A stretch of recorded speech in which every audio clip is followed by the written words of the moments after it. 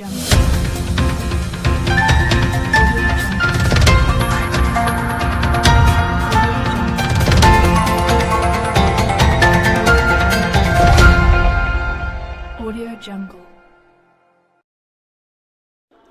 Friends, मैं Jitendra sir,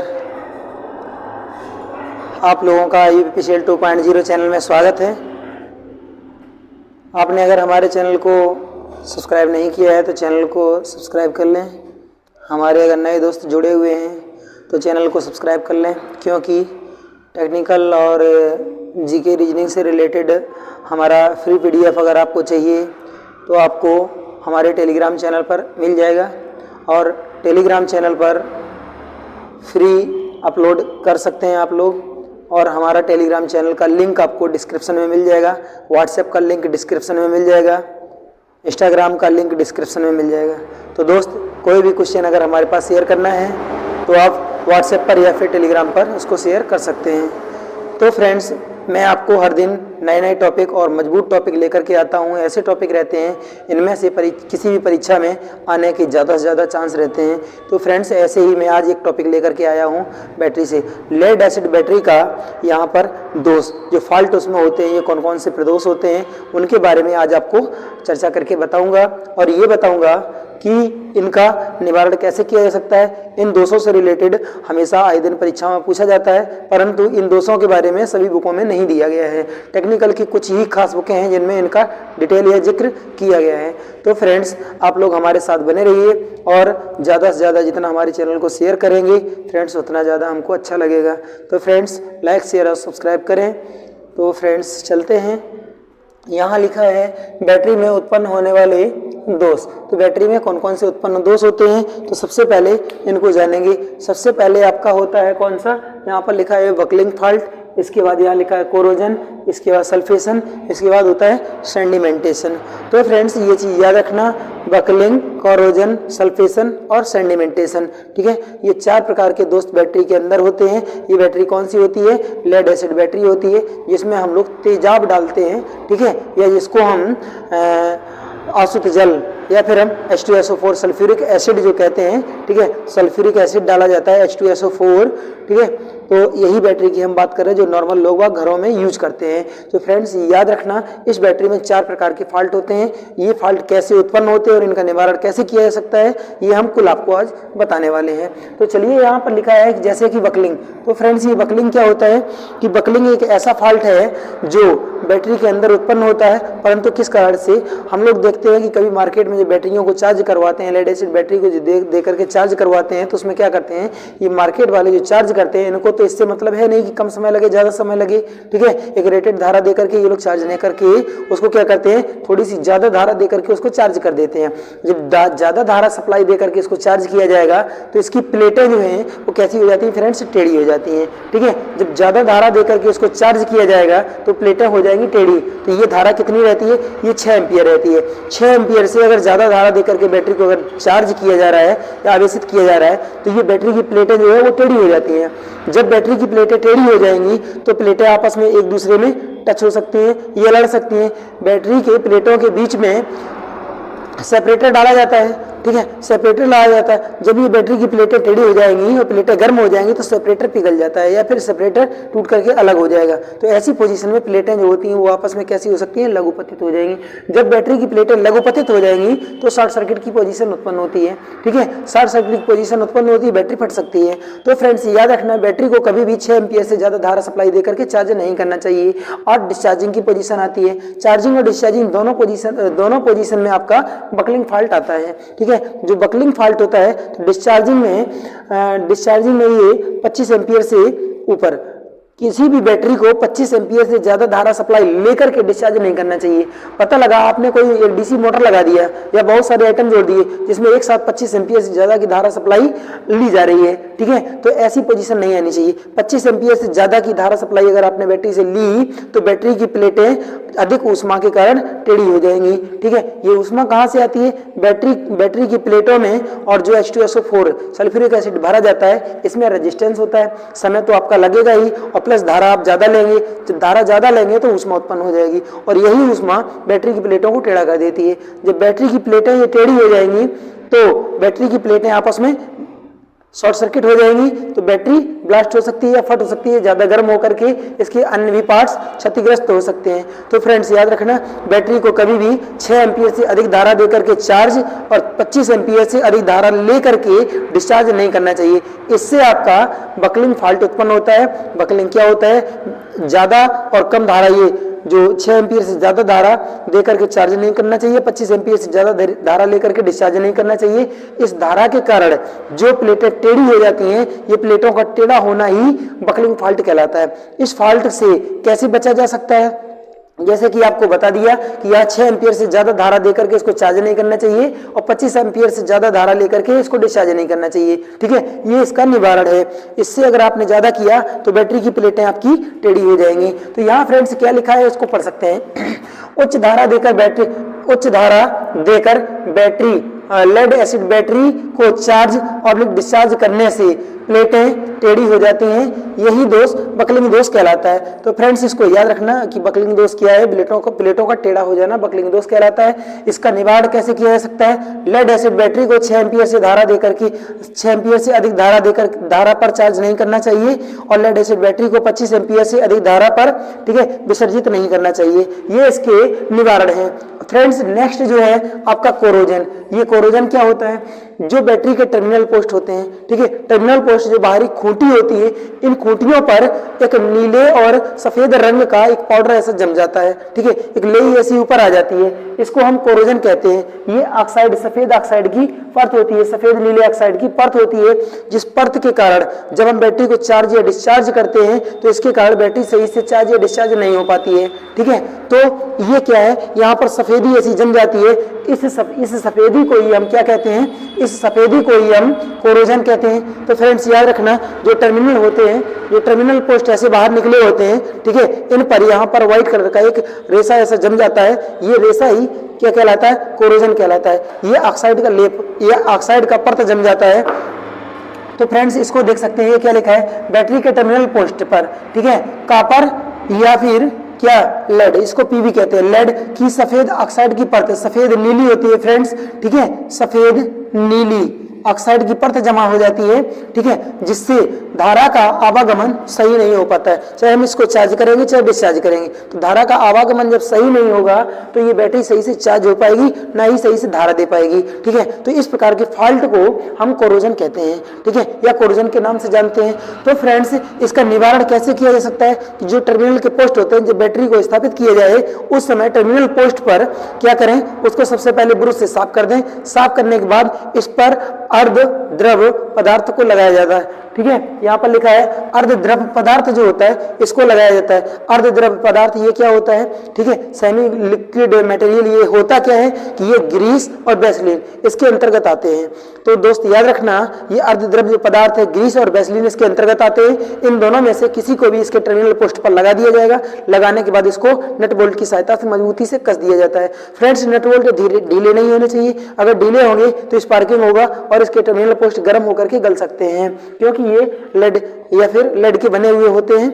तो friends याद रखना, इसके टर्मिनल जो होते हैं उनको मजबूती से कसा होना चाहिए। कुछ समय बाद इस पर जब ये ऑक्साइड की परत जब जम जाए तो इसको खोल करके दोबारा से इसको ब्रश से साफ करके इसके ऊपर ग्रीस या फिर वैसलीन लगा करके दोबारा से कस देना चाहिए, तो धारा का आवागमन सही रूप से होता रहेगा। तो फ्रेंड्स यहाँ लिखा है टर्मिनल पोस्ट पर द्रव पदार्थ ग्रीस या वैसलीन को लगाना चाहिए, जिससे क्या सही हो जाता है? कोरोजन का फॉल्ट उत्पन्न नहीं होता है। फ्रेंड्स नेक्स्ट है सल्फेशन। ये सल्फेशन क्या होता है? जब हम किसी भी लेड एसिड बैटरी को लंबे समय के लिए चार्ज करके या जैसे भी हम छोड़ देते हैं, ठीक है, लंबे समय के लिए 2-4 महीने के लिए जैसे बैटरी को चार्ज करके छोड़ दिया गया, इसके बाद धीरे धीरे आंतरिक क्षति के कारण बैटरी क्या होगी? डिस्चार्ज होती रहेगी, क्योंकि रेजिस्टेंस भी होता है और प्लेटों में रेजिस्टेंस होता है। धारा मतलब धारा जो होती है उसके अंदर जो है कुछ प्रक्रियाएं कंटिन्यू होती रहती हैं, इसके कारण बैटरी जो है ऑलरेडी डिस्चार्ज हो जाती है। जब बैटरी डिस्चार्ज हो जाएगी, ठीक है, तो इसमें प्लेटों के ऊपर एक सफेद नीली रंग की एक परत जमा हो जाती है। ठीक है, प्रत्येक प्लेट के ऊपर एक परत जमा हो जाती है।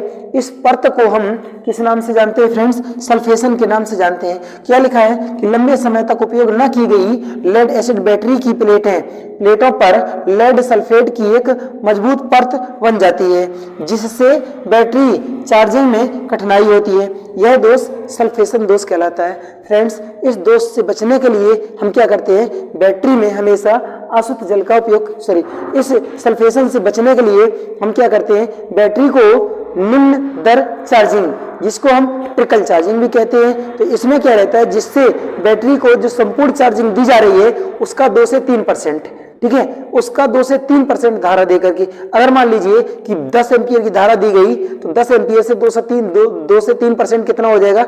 0.2 से 0.3 एम्पियर की धारा देकर के इसको कंटिन्यूस चार्जिंग पर लगा दिया जाता है, ठीक है। इसको निम्न दर चार्जिंग भी कहते हैं, या हम इसी को क्या कहेंगे? इसको हम ट्रिकल चार्जिंग भी कहेंगे। ट्रिकल आवेशन जो निम्न दर चार्जिंग होता है, इस पर लगा करके बैटरी को लंबे समय के लिए छोड़ दिया जाएगा। इसके बाद बैटरी के प्लेटों के ऊपर जो है सल्फेशन का लेयर नहीं लगेगा।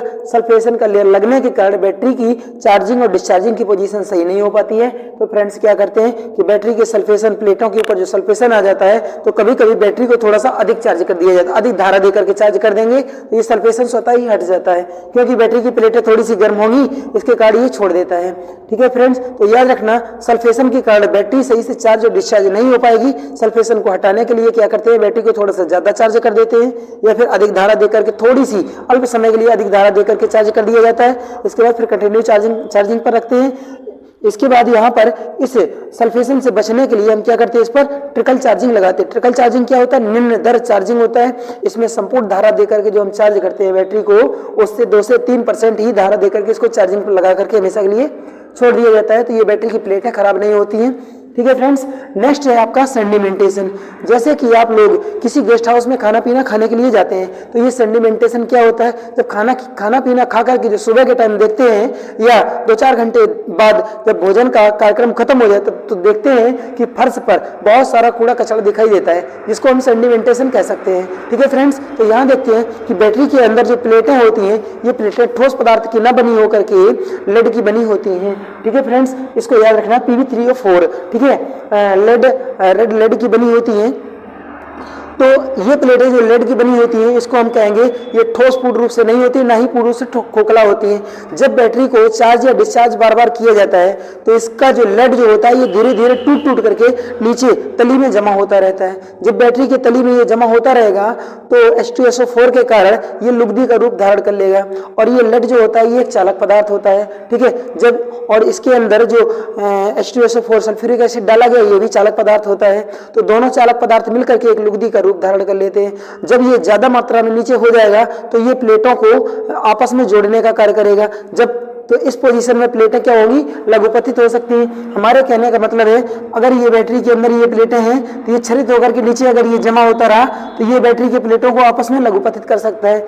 जब ये ज्यादा हो जाएगा, तो बैटरी की प्लेटें लघुपतित हो जाएंगी। जब बैटरी की प्लेटें लघुपतित हो जाएंगी, तो बैटरी में बैटरी में आपका एक दोष और बकलिंग उत्पन्न हो जाएगा, क्योंकि शॉर्ट सर्किट के कारण ही प्लेटें गर्म होती हैं। जब प्लेटें गर्म होती हैं, तो प्लेटें टेढ़ी हो जाएंगी, इसलिए इसके कारण बकलिंग का दोष भी उत्पन्न हो सकता है। तो फ्रेंड्स, जो सेंडिमेंटेशन होता है, ये प्लेटों के कारण जो लेड टूट करके नीचे लुगदी के रूप में जमा हो जाता है, इसको हम सेंडिमेंटेशन कहते हैं।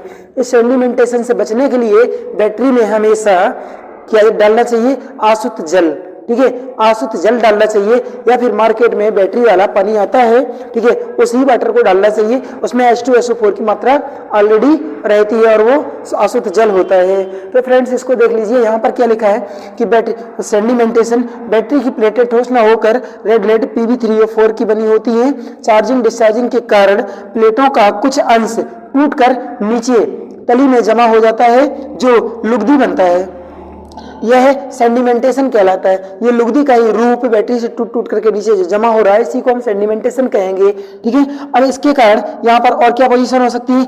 इसकी अधिकता से प्लेटों में शॉर्ट सर्किट हो सकता है। जब ये ज्यादा हो जाएगा, तो प्लेटों में लघुपतन हो सकता है, क्योंकि प्लेटों के टच हो जाएगा। ये चालक पदार्थ होता है एक तरीके से, जो लुगदी जो टूट करके नीचे गिर रही है, ठीक है फ्रेंड्स। इसका निवारण क्या है? इसके निवारण के लिए सदैव इसमें बैटरी में आसुत जल डालना चाहिए। बैटरी वाला जो वाटर आता है, उसको डालना चाहिए। लीजिए फ्रेंड्स। इसका आप लोग स्क्रीनशॉट मार करके अपनी कॉपी में कायदे से लिख भी सकते हैं। फ्रेंड्स इसी के साथ में मैं आपको कुछ और बताना चाहूँगा। यहाँ पर बैटरी जब चार्ज या डिस्चार्ज हो जाती है, जब बैटरी को हम चार्ज करते हैं उस पोजीशन में क्या होता है, बैटरी को जब चार्ज किया जाएगा उस पोजीशन में बैटरी के एनोड और कैथोड दो टर्मिनल होते हैं। दोनों टर्मिनल से कुछ गैसें उत्पन्न होती हैं। तो इनमें दोनों टर्मिनल से किस टर्मिनल से कौन सी गैस उत्पन्न होती है फ्रेंड्स, कई बार ये परीक्षा में पूछा गया है प्रश्न।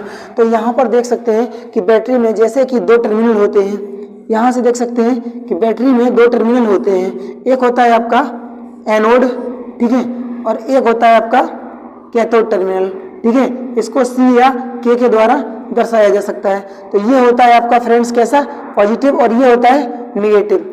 तो यहाँ पर जब बैटरी को चार्ज या आवेश किया जाता है, आवेशित किया जाता है, तो चार्ज की पोजीशन में, ठीक है, बैटरी के चार्जिंग की पोजीशन में किस टर्मिनल से कौन सी गैस उत्पन्न होती है। तो ये फ्रेंड्स एक बात याद रखना हमारी, यहाँ पर जब ये गैसों के बारे में पूछा जाए तो यहाँ पर लिख देना एक H2O, इसको बाहर वाले से मिला देना और अंदर वाले को अंदर वाले से मिला देना, या हम कहेंगे एक तरीके से ये दो रिंग बना देना। इससे आपका कंफर्म हो जाएगा। ये आपका एनोड लिखा है, एनोड से आपका कौन सा ऑक्सीजन गैस उत्पन्न होगा, और ये आपका कैथोड लिखा है, कैथोड से फ्रेंड्स आपका कौन सा गैस उत्पन्न होगा, कैथोड से हाइड्रोजन गैस उत्पन्न होगा। ये आपका यहाँ से फिक्स हो गया, यहाँ से आपके गलती के कोई चांस नहीं। तो फ्रेंड्स इसको याद रखना, एक H2O, एनोड से ऑक्सीजन गैस और कैथोड से हाइड्रोजन गैस उत्पन्न होती है। तो फ्रेंड्स इसको बहुत अच्छी तरीके से याद रखना। अब अगला पोजीशन है यहाँ पर आपका क्वेश्चन था कि बैटरी के एनोड से कौन सी गैस उत्पन्न होती है, तो तुरंत ये लिखेंगे एक H2O, इनसे मार देंगे, एनोड से मतलब हो गया आपका ऑक्सीजन, कैथोड से मतलब हो गया हाइड्रोजन। या धनात्मक टर्मिनल से ऑक्सीजन और ऋणात्मक टर्मिनल से हाइड्रोजन गैस उत्पन्न होती है। तो फ्रेंड्स कुछ और यहाँ पर टर्मिनल पॉइंट्स हैं, जैसे कि मान लीजिए ये दो पॉइंट हैं। यहाँ पर अगर पूछा जाए कि ये आपका धनात्मक और ये ऋणात्मक है, बैटरी के आवेशन के समय, बैटरी के आवेशन के